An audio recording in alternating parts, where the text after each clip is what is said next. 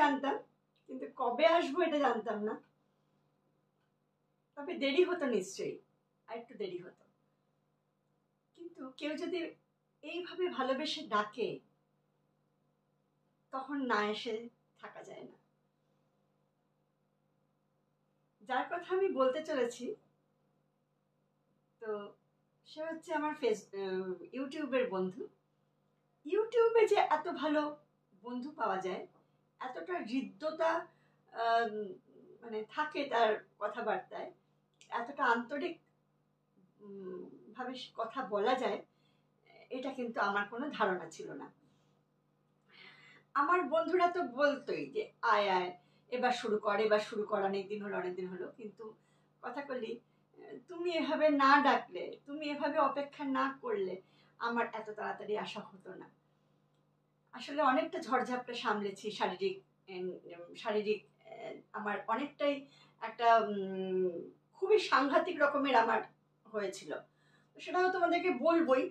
তার সঙ্গে যেটা তোমার কাছে তো আমার কৃতজ্ঞতা জানি, তোমায় ছোট করবো না, কিন্তু যেভাবে তুমি আমাকে ভালোবেসেছো, যেভাবে তুমি আমার জন্য অপেক্ষা করেছো, আমাকে আসতে বলেছো এভাবে, তা আমার মনকে বড় বেশি ছুঁয়ে গেছে গো। আর আমি সত্যি ভীষণ আপ্লুত। আর এই এই এই ভালোবাসার কখনো ঋণ শোধ হয় না। কখনো তোমাকে চোখে দেখিনি, কখনো মানে তুমি আমার পূর্ব পরিচিত নও, যে এমন না যে তুমি আগে তোমায় চিনতাম তারপরে অনেকদিন গ্যাপ হয়ে গেছে, সেরকমও নয়। কিন্তু এরকমভাবে কেউ যদি অপেক্ষা করে, সেটা ঈশ্বরের দান ছাড়া, এভাবে যে কেউ ভালোবাসে অপেক্ষা করে, সেটা ঈশ্বরের দান ছাড়া আর কিছু নয়। যেন আমরা দুটো বোন, এরকম যেন আমার মনে হচ্ছে। তো ভীষণ একটা ভালো লাগা নিয়ে আমি এসেছি, ভীষণ ভালো লাগা নিয়ে। মানে তুমি বলার সাথে সাথে আমি একটু প্রথমে তোমার সঙ্গে ইন্টারাক্ট করে নি, তুমি বলার সাথে সাথে আমি দেন মানে ট্রাইপড অর্ডার করা থেকে শুরু করে সব কিছু করেছি। কারণ আমি মানে আমার মাথায় চলছিল যে আমাকে আসতেই হবে। আমি এসেছি। আর তুমি আমার অনেক ভালোবাসা নিও, তোমরা যারা আমার বন্ধুরা রয়েছে তারা সবাই আমার অনেক ভালোবাসা নিও, তারা সবাই আমার জন্য অপেক্ষা করেছো, যারা আমার খুব ক্লোজ ফ্রেন্ড, এবং মানে আমাকে উৎসাহিত করেছই। তো এবার আমি বলি যে আমি কেন আসতে পারিনি। আমার খুব শরীর খারাপ হয়েছিল। মানে আমার যেটা শুরু হয়েছিল যে আমার জায়গায় জায়গায় ফুলতো, একটা অসহ্য যন্ত্রণা হতো, আমি ঘুমোতে পারতাম না, পাশ ঘুরতে পারতাম না, হাঁটতে পারতাম না। মানে শুয়ে থাকলে উঠে বসে দাঁড়াতে গেলেও আমার 3-4 মিনিট লেগে যেত। মানে এরকম, মানে কম করে বলছি, মানে এটা অনেক সময় বেশিও হতো। মানে উঠবই করে বুঝে পারতাম না, এতটা জায়গায় জায়গায় যন্ত্রণা।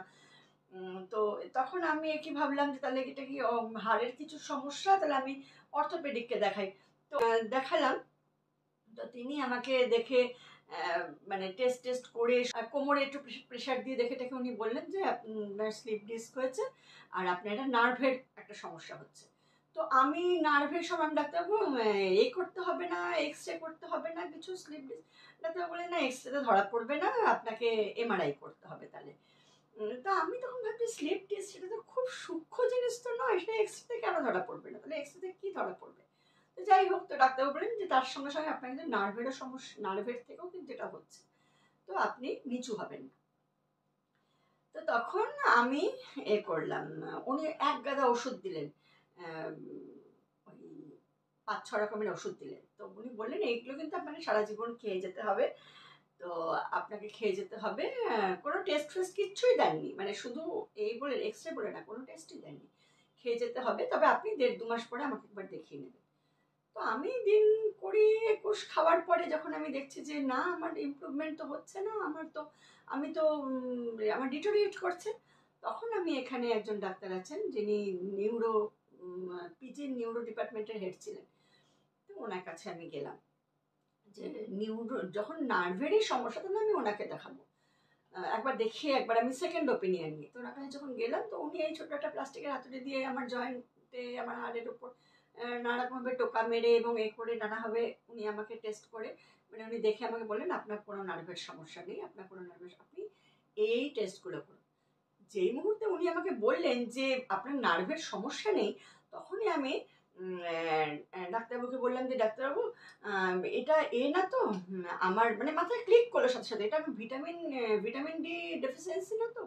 তখন মানে আমার মাথায় প্লে করেছে যে হাড়ের মানে তো এইসবগুলো হয়, হাড়ের সমস্যা, ব্যথা, এগুলো তো ভিটামিন ডি কম থাকলে হয়, তো এটা নয় তো। তো ডাক্তারবাবু আমাদেরকে তাকিয়ে মিটি হাসেন। উনি তো আমাকে বলছেন যে আপনি আগে টেস্টগুলো করান, তারপরে করবেন কি বলে, তারপরে আপনি বুঝতে পারবেন যে কি করতে হবে আপনাকে। তো আমি তো বাড়িতে এলাম, আমার তো সেই টেস্ট করালাম, মানে 5,000 টাকার টেস্ট করিয়েছি। মানে 5,000 টাকা মেনশন করছি কেন, 2 সিরিঞ্জ রক্ত নিয়েছে, মানে কত ধরনের ব্লাড টেস্ট, মানে অন্য কিছু টেস্ট না, ব্লাড টেস্ট নিয়ে দেখছি আমার যাবতীয় সমস্যা। ঠিক আছে, আমার রিপোর্ট এলো, আমি দেখছি যে আমার থাইরয়েড, আমার কোলেস্টেরল হালকা হাই, থাইরয়েডও হালকা হাই হয়েছে। তারপরে আর কি বলে ওই আরো কি ছিল, প্রেশার তো একটু সমস্যা করছিল, সুগারটা বর্ডার লাইনে। আমি এতগুলো রোগ একসাথে ধরে গেল আমার, আর আমি এরকমই। তখন কি করব, আমি সব দেখে তো আমাকে তো যিনি ব্লাড রিপোর্ট দিতে এসেছেন তিনি বললেন আপনি তো ভালো বাদ দিয়েছেন, আপনাকে সারা জীবন শুধু ওষুধের উপর থাকতে হবে। আমার তো সর্বনাশ, কারণ আমি তো ওষুধ খাওয়াটা একদম পছন্দই করি না, মানে পছন্দ করি না, মানে আমি নিতে পারি না। আমি ওষুধের মধ্যে থাকতে গেলে আমার খুব হয়, ভালো লাগে না। তো আমি তখন করলাম, কি বলে, জেনারেল ফিজিশিয়ানের কাছে গেলাম। এবার জেনারেল ফিজিশিয়ান আমাকে দেখে বললেন যে আপনি এগুলো করেছেন, টেস্টগুলো করেছেন, তো আপনি এক কাজ করুন, আপনাকে আরও একটা ব্লাড টেস্ট করতে হবে। উনি আবার আরেক এতে উপরে গিয়ে উনি বলছেন যে উনি আবার একখানা করলেন, থ্যালাসেমিয়া টেস্ট দিয়ে দিলেন। আমি তো জানি না কিসের টেস্ট দিয়েছেন। এবারে আমি যখন ডাক্তারবাবুকে বললাম ডাক্তারবাবু আমার এতগুলো টেস্ট করলাম, তাতেও আপনি বলছেন যে না এটা নয়, আপনি আবার টেস্ট, কিসের টেস্ট বলছেন, আপনি করান না, এমন সেই গুরু গম্ভীর মুখ করে বলছেন। তারপরে তো আমি করলাম, মাথা আমার বিগড়ে গেল। আমি বুঝতে পেরেছি, কারণ আমি জানি আমার শরীরের মধ্যে, মানে আমার শরীরের থেকে আমি বুঝতে পারছি যে আমি কতটা, মানে কোন দিকে আমি আনফিট আর কোন দিকে আমি ফিট, এটা আমি বুঝতে পারছি। তো আমি তখন ওখানে বসে মনস্থির করে নিয়েছি আর কোনো টেস্ট আমি করবো না, আমার কিচ্ছু হয়নি, আমি জানি আমার কিচ্ছু হয়নি, এটা আমার এইটা আমার কোনো একটা সমস্যা থেকে এটা হচ্ছে, তো সেটা আমাকে খুঁজে বার করতে হবে, তো আমি কোনো টেস্ট করাবো না। তো তখন আমাকে বললেন, ডাক্তারবাবু বললেন যে এই বেরিয়ে এসেছি। আমি কোনো উচ্চবাচ্য কিছু করিনি, বেরিয়ে এসেছি। এইবারে আমার হাজব্যান্ড তো বাইরে বেরিয়ে আমাকে বলছে চলো সব ওষুধগুলো কিনে নিই। কোনো ওষুধ তুমি কিনবে না, আমি কোনো ওষুধ খাবো না। তখন হাজব্যান্ড রেগে গেছে, বলছে খাবে না মানে, তোমার ভয়ঙ্কর অবস্থা, তুমি চলতে পারছো না, ফিরতে পারছো না, তুমি পাশ ঘুরতে পারছো না, তোমার এরকম ভয়ঙ্কর অবস্থা, মানে আমি আঙুলগুলো পর্যন্ত এরকম ভাবে ফোল্ড করতে পারতাম না, আঙুলগুলো আমার পুরো স্ট্রেট হয়ে থাকতো, মানে আমি খেতাম হচ্ছে এরকম ভাবে আমি খেতাম। কিন্তু আমার মনের জোরটা মারাত্মক। আমার যদি মানে মন বলে, আমার যদি ইনটিউশন বলে যে এইটা, তাহলে ওইটাই হয়, এটা আমার ঈশ্বর প্রদত্ত, আর যদি এটা না তো না। আমি তখন বললাম আমি কিছু, আমার ভিটামিন ডিটা আমার এই মুহূর্তে আমি বাড়ানোর জন্য শুধু ভিটামিন ডি একটা ক্যাপসুল আমি কিনবো, আর আমি কোনো ওষুধ কিনবো না। ও তাহলে বললো তাহলে কিন্তু আমি তো কোনো সমস্যায় পড়লে কিন্তু আমি নেই, মানে এরকম যা হয় রাগ করে তোমাকে থাকতে হবে না, আমি তোমাকে বলছি আমার কিচ্ছু হয়নি, আমি তোমাকে বলছি যে আমার কিছু হয়নি, কিছু হলে আমি অন্য কিছু হলে আমি ফিল করতাম, বা কোনো বড় সড়ো কিছু সমস্যা হলো আমার মনে হচ্ছে না, এতগুলো তোমার এগুলো ধরা পড়েছে ব্লাডে, তোমার কিছু হয় না, কিছু হয়নি, আমার মন বলছে আমার কিছু হয়নি। আমি যাই হোক বাড়ি চলে এলাম, ভিটামিন ডি এর একটা পাতা নিলাম, 4টে ক্যাপসুল থাকে, সপ্তাহে একটা করে খেতে হয়, ওই একটা পাতাই নিয়েছি, যেটা আমাকে বলেছিল খেয়ে যেতে হবে এখন টানা কতদিন, 1 বছর 1.5 বছর তার ঠিক নেই, খেয়ে যেতে হবে। তো আমি একটা পাতা কিনেছি, কিনে সেটা খাওয়া শুরু করেছি। আমি শুরু করলাম আমার নিজস্ব রিসার্চ, আমি বই জোগাড় করলাম, পিডিএফ জোগাড় করলাম, বড় বড় ডাক্তারদের কথা, মানে তাদের যে তারা কি বলছেন এটা নিয়ে সেটা শুনছি, সেটা অ্যালোপ্যাথি, আয়ুর্বেদিক, সবের। তো এবারে আমি পেশেন্টদের কথা শুনছি, এরকম শুনছি। তো এবারে আমি তখন দেখলাম যে আমার যেটা হয়েছে সেটা হচ্ছে, যেটা আমার লেখা ছিল রিপোর্টে, রিউমাটয়েড আর্থারাইটিস। আর এই রিউমাটয়েড আর্থারাইটিস হয় হচ্ছে ভিটামিন ডি ডেফিসিয়েন্সি থেকে। যে কোনো হাড়ের আমাদের সমস্যাগুলো হয়ই হচ্ছে ভিটামিন ডি ডেফিসিয়েন্সি থেকে। আর কেননা আমরা মেয়েরাই করি, আমরা মেয়েরা তো অতটা বাইরে বেরোই না, আমাদের শরীরে রোদটা খুব কম লাগে। আর সেটা হচ্ছে একদম মানে খুব একটা ইম্পর্টেন্ট একটা সোর্স, যেখান থেকে আমরা ভিটামিন ডিটা খুব সহজে পেয়ে যাই। তো যেরকম আমরা মাশরুম থেকে ভিটামিন ডি পেলে, ওটা কিন্তু ডাইরেক্ট ভিটামিন ডি হচ্ছে না, তো ওটা ঘুরপথে আমাদের শরীরে, আমরা খাওয়ার পরে সেটা ঘুরপথে আমাদের শরীরে সেটা ভিটামিন ডি প্রডিউস করছে। তো যাই হোক, সেটা তো পরে কথা, সেটা বলতে গেলে আরো বড় হবে ভিডিও। যাই হোক, তা আমি পড়লাম যে আমি একজন পেশেন্ট দেখলাম, 17 বছর বয়স থেকে সে রিউমাটয়েড আর্থারাইটিসে পড়েছে। 10 বছর সে বিছানায় শোয়া। শুধু ও বলে না, আমার এইটা হওয়ার পরে আমি 20-25 জনের আমার চেনাশোনার মধ্যে আমি দেখেছি, মানে শুনেছি, তাদের বাড়ির লোক বা তারা নিজেরা শুধু ওষুধের উপর আছে 9 বছর 10 বছর ধরে। কেউ হুইল চেয়ার নিয়ে নিয়েছে, তারা হাঁটার কোনো ক্ষমতা নেই, শীত দ্বারা আস্তে আস্তে বেঁকে যাচ্ছে, এইরকম সমস্যা, হয়তো তারা ওষুধ খেয়ে যাচ্ছে। ক্যালসিয়ামটা এমনি খাওয়াই যায়, তার সঙ্গে সঙ্গে আরো ওষুধ খেয়ে যাচ্ছে। আমি তো মানে আমার তো মাথায় যেটা ঢুকবে সেটা ঢুকবে, তো আমি তো খাবো না ওষুধ।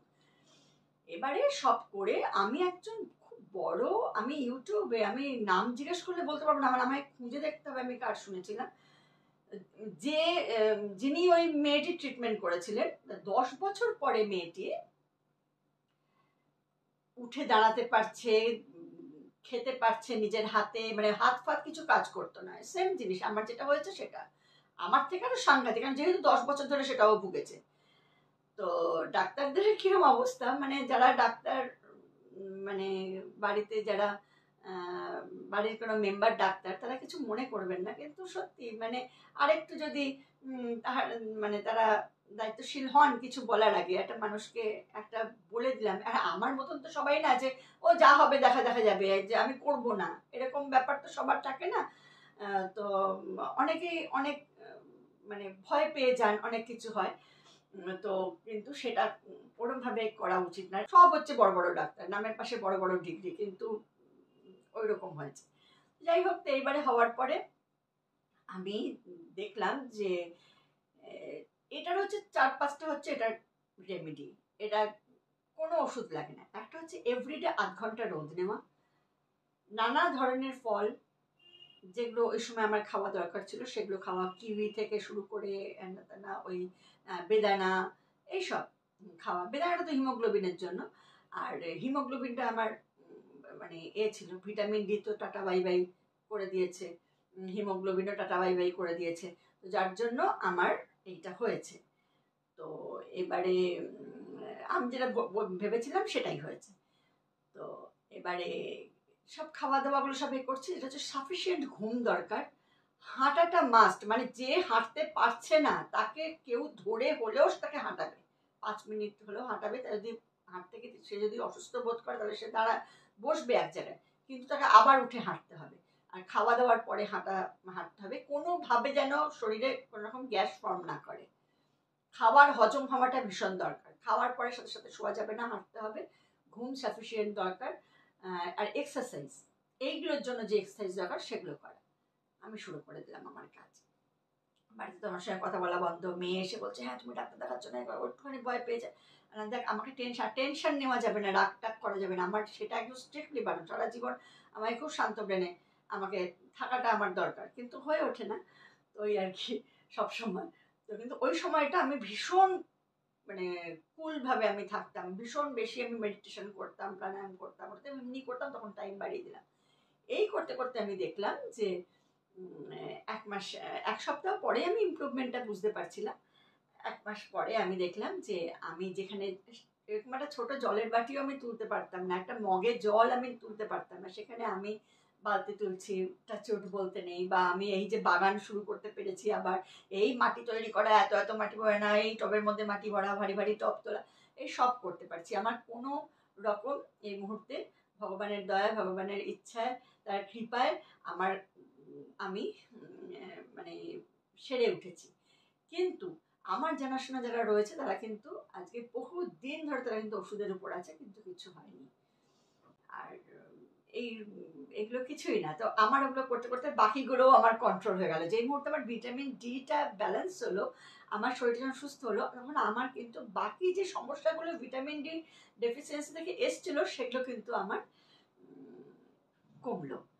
তো এটার জন্যই আমি আসতে পারিনি এবং সুস্থ হয়েছি। আর যাই হোক, এখন তো এলাম, এবার থেকে আসবো।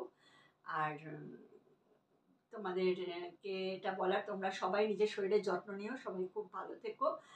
আর যারা আমার ভিডিও দেখছো তারা কিন্তু আমার অবশ্যই সাবস্ক্রাইব করো, লাইক করো, আর এই শব্দ গল্পদ্রুম পরিবারের মানে সদস্য হয়ে যাও, আমার বন্ধু হয়েও।